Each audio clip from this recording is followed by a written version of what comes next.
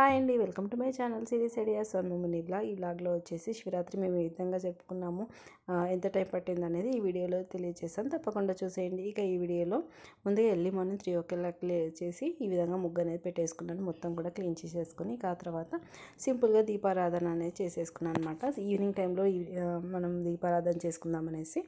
ఇక ఆ తర్వాత 5 o'clockకి మేము ఇక్కడ చందనగర్లోని శివాలయంకి వచ్చేసామన్నమాట. వెంకటేశ్వర స్వామి టెంపుల్ ఉంది కదా, అందులోనే శివాలయం కూడా ఉంటుంది.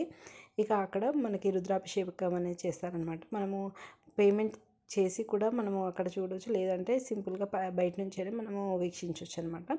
ఇక ఆ తర్వాత రుద్రాభిషేకం కూడా మొత్తం కంప్లీట్ అయ్యాక ఇక అక్కడ నుంచి మేము ఇంటికి బయలుదేరాము. ఇంకా ఎవరైతే మేము బయటకు వచ్చేసరికి దాదాపు 6:30 ఆ టైం అయిపోయింది. అప్పుడు తెల్లారిపోయింది.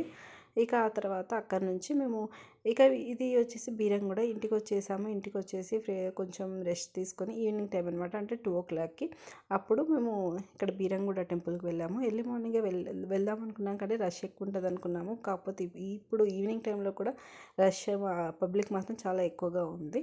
ఇక ఆ తర్వాత ఇక్కడ నుంచి ఇక్కడ చూస్తున్నారు కదా, ఇక్కడ భరతనాట్యం, కూచిపూడి ఇవన్నీ కూడా డ్యాన్స్ ప్రోగ్రామ్స్ అనేది కండక్ట్ చేస్తున్నారు.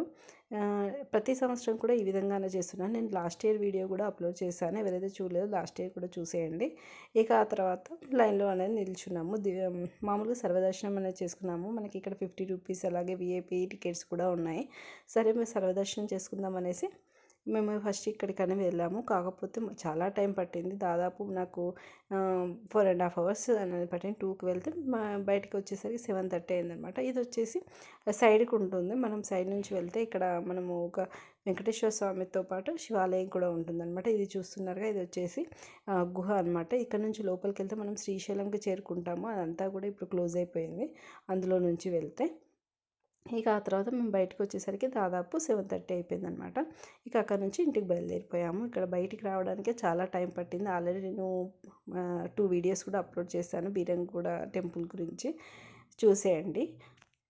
ఇక ఆ తర్వాత ఇంటికనే చేరుకున్నాము. ఇక ఫ్రెష్ అప్ అయి ఇంట్లో కూడా దీపారాధన చేసేసాము. ఈ విధంగా మేము శివరాత్రి అనేది ఈ విధంగా జరుపుకున్నాము. ఇక ఈ వీడియో కనుక మీకు నచ్చినట్లయితే లైక్ చేయండి, షేర్ చేయండి, కామెంట్ చేయండి. Thank you.